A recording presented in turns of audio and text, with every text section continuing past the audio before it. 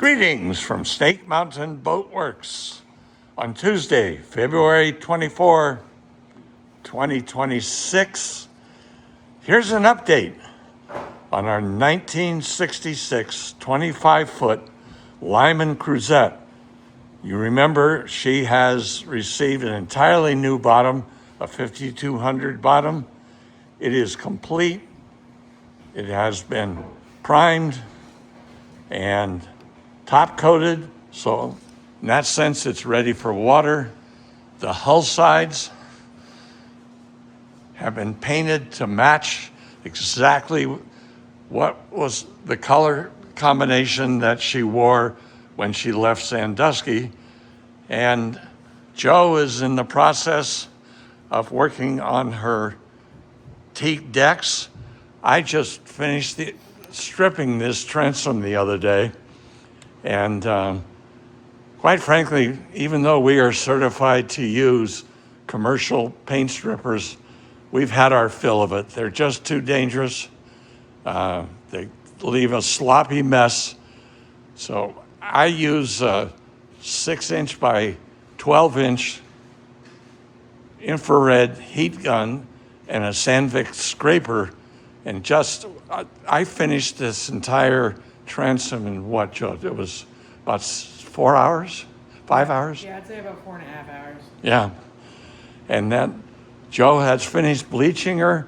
We're about to stain her, but we need to get out our Total Boat Thixo Flex and fill in a couple of openings in the seams. And now I'll hand it over to to Joe, excuse me. Father and son, you know. And he's working on the aft deck where he found a rather unpleasant. Yeah, this back frame, or the forward back support frame for this deck, as you can see, it's had the radish. There is no saving it. So I'm going through. I had to strip the back deck because of the bungs here. Can't really cut them out very well with varnish on it, and it had to be stripped down anyways. But I also figured out why all this seam filler did not dry. I'm assuming when these teak decks were last refinished, that the seams weren't totally sealed. So, but teak has a really oily texture in it, and if it's not completely sealed, those oils are going to penetrate and nothing is going to cure on it. At least in all these seam cutouts. So I've been able to go through this entire back deck down. It took me about an hour with a gaffer hook, just going down each side of the seam, and it pulled right out. Yeah. I mean, it cleaned up really well. Why don't you give a show and tell? Yeah. So I go down one side,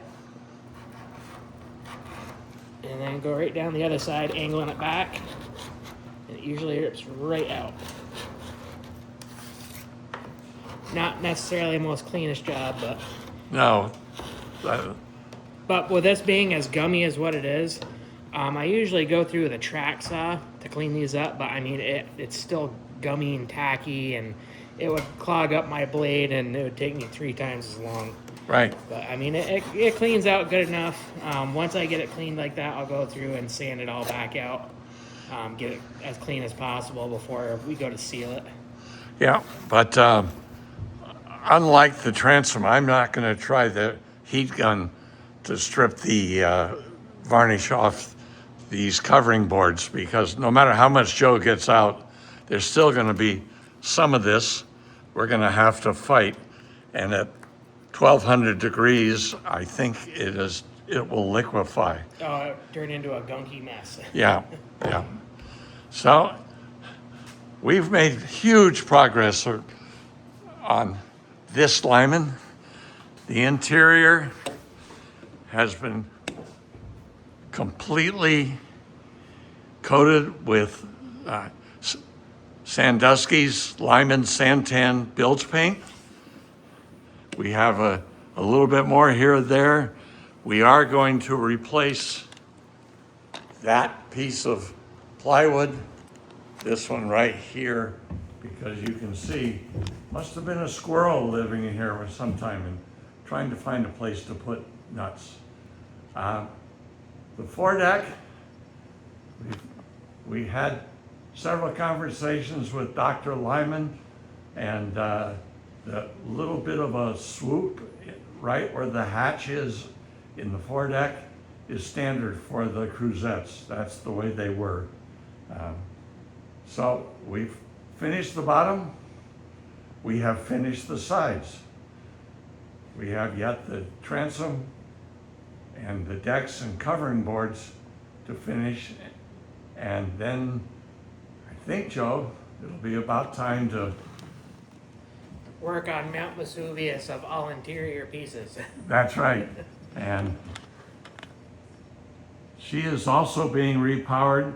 Robert Henkel's has built two 350 cubic inch Q engines that have freshwater cooling that's encased. So both of them will live in the salt water, and these engines are somewhat larger than what was in either boat when they arrived. So we'll be having some interesting challenges. We will be putting in a waterless shaft seal. We've standardized on those. I've had my fill of stuffing boxes, and it'll be fun to begin working on the inside of the boat.